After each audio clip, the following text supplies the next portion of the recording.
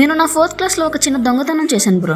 ఒక్క దొంగతనం నాకు కొన్ని పాఠాలు నేర్పించింది. 4th క్లాస్ లో నాకు ఒక చిన్న గ్యాంగ్ ఉండేది. నేను 4th క్లాస్ అయితే వాళ్ళు 3rd, 2nd క్లాస్ లో ఉండేవారు. సరదాగా షాప్ లో స్కెచెస్ దొంగతనం చేద్దామని ప్లాన్ వేసుకున్నాం. స్కూల్ లంచ్ బ్రేక్ లో షాప్ కి వెళ్ళాం. షాప్ అంకుల్ ఇంట్లోకి వెళ్తే మేము ఎవరూ చూడకుండా స్కెచెస్ తీసుకొని పాకెట్ లో పెట్టేసాం. జాయిగా స్కూల్ కి వచ్చేసాం. ఆ షాప్ అంకుల్ డైలీ ఏమేమి అమ్ముకున్నారు అని కౌంట్ చేసుకుంటారు. అలాగే ఆ రోజు కూడా కౌంట్ చేసుకున్నారు. కానీ స్కెచెస్ మిస్ అయ్యాయి. మా గ్యాంగ్ మీద ఆయనకి డౌట్ వచ్చింది. నా ఫ్రెండ్ ఒక అమ్మాయికి స్కెచెస్ కొన్నామని చూపించా. అదే అమ్మాయిని షాప్ అంకుల్ అడిగారు, స్కెచెస్ పోయాయి, మీ స్కూల్ వాళ్ళ మీద డౌట్ అని. అవును అంకుల్, మా ఫ్రెండే తీసింది అని చెప్పింది. ఆ షాప్ అంకుల్ మా స్కూల్ ప్రిన్సిపల్ తో మాట్లాడారు. ప్రిన్సిపల్ సార్ ఏకంగా మా ఇంటికి వచ్చి ఇంట్లో వాళ్ళతో మాట్లాడారు. నా గ్యాంగ్ లో పిల్లలు ఊరిలో కొంతమందికి ఇలా దొంగతనం చేసింది అని చెప్పారు. అంతే బ్రో, ఆ రోజు నేను నేర్చుకున్న పాఠాలు ఏంటో తెలుసా? నా ఫ్రెండే వెళ్లి కంప్లైంట్ ఇచ్చిందని తెలియగానే బాధ వేసింది. కానీ తర్వాత నేను రియలైజ్ అయింది ఏంటంటే, ఫ్రెండ్స్ అంటే తప్పు చేస్తే సరిదిద్దే వాళ్ళే కదా.